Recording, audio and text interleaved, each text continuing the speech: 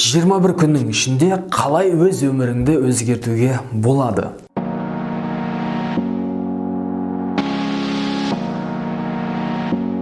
Сәлем достар, сіздермен бірге мен Руслан, және де бүгін Брайан Трейсиден сабақ алатын боламыз. Диетаға отыратын кез келді деп Брайан Трейси өз сөзін бастайды.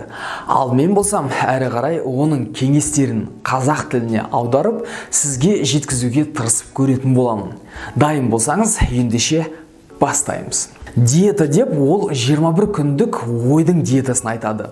Бізді жеңіске жетелейтін ең жақсы әдет ол таңды дұрыс оймен бастау. Яғни таңды біздің көңіл күйімізді ұлы жетістіктерге бағыттайтын дұрыс ойлармен бастаған абзалырақ.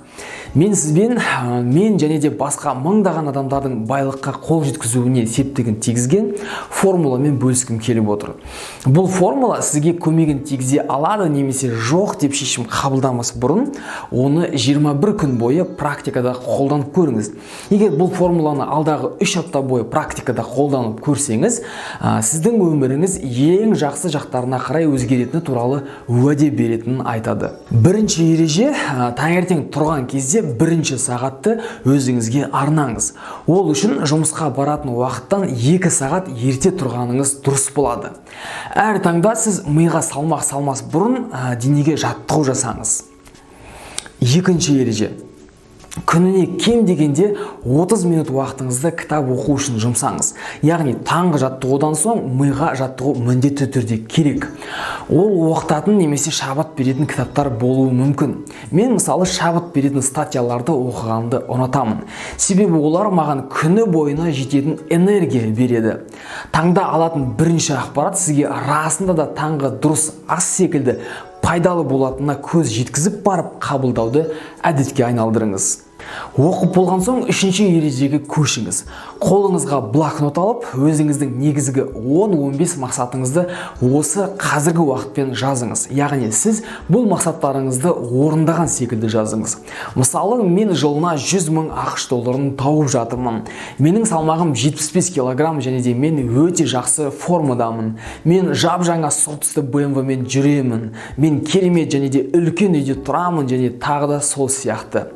Әр таңда алдыңғы жазылған мақсаттарыңызға қарамай жаңадан қайталап жаза беріңіз. Осы ереже мақсатқа жету үшін маңызды екенін еске салып өткім келеді. Менің семинарларыма қатысқан адамдар осы әдіс олардың табыстарын бір айдың ішінде еселей түсіргенін үнемі айтып жүреді. Сондықтан да әр таңда қайта-қайта ерінбей мақсаттарыңызды жаза беріңіз. Төртінші ереже әр күніңізді алдын ала жоспарлау. Мақсаттарыңызды жазып болған соң ақ қағаз алып, бүгінгі күні қандай шаруаларды жүзеге асыруыңыз керек екенін жазыңыз. Содан кейін міндеттеріңізді маңыздылығы бойынша бөліп, басымдылық бойынша жіктеңіз. Осылай жоспар жазған кезде мен өзіме, егерде мен бір айға жол жүретін болсам, қай істі мен жолға шықпас бұрын бітіріп кетер едім деп өзіме сұрақ қоямын. Содан кейін сол істі қоршап, оған белгі қойып, тізімді орындауды дәл осы істен бастаймын. Бесінші ереже осыған байланысты, яғни күнделікті жоспарды ең маңызды істен бастау. Ешқашанда ұсақ-түйектен бастамай, өзіңізге маңызды істен бастауды әдетке айналдырыңыз. Басты ісіңізді таңда орындап тастап, сіз өзіңізге деген сенімділік және күш-қуат пайда болғанын байқайсыз. Сіздің түйсігіңізде керекті эндорфиндер пайда болып, келесі маңызды істерді орындауға итермелейді.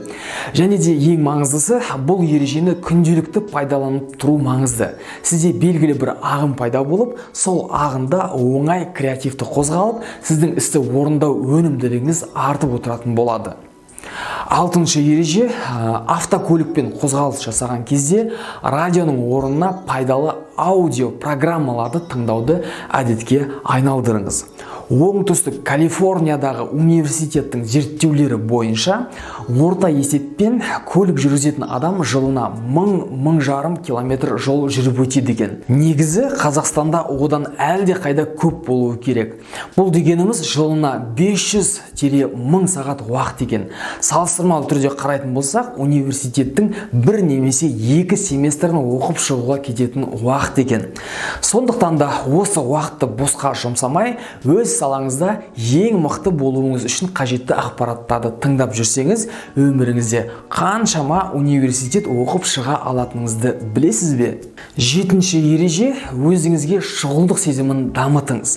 Өзіңіз үшін ең жылдам қарқынды анықтаңыз да, бірінен соң бірін келесі тапсырманы орындай беріңіз. Неғұрлым жылдам қозғалсаңыз, соғұрлым энергияңыз көп болады. Көп істерді орындаған сайын өзіңізді көбірек сыйлайтын боласыз. Өзіңіз үшін 21 күндік ойдың диетасында отырамын деп шешім қабылдаңыз. Және де мен сізге бұл диета сіздің өміріңізді өзгертетініне уәде беремін деп Брайан Трейси өз сөзін аяқтайды. Ал сіз қалай ойлайсыз? Мүмкін расында да жасап көрерсіз?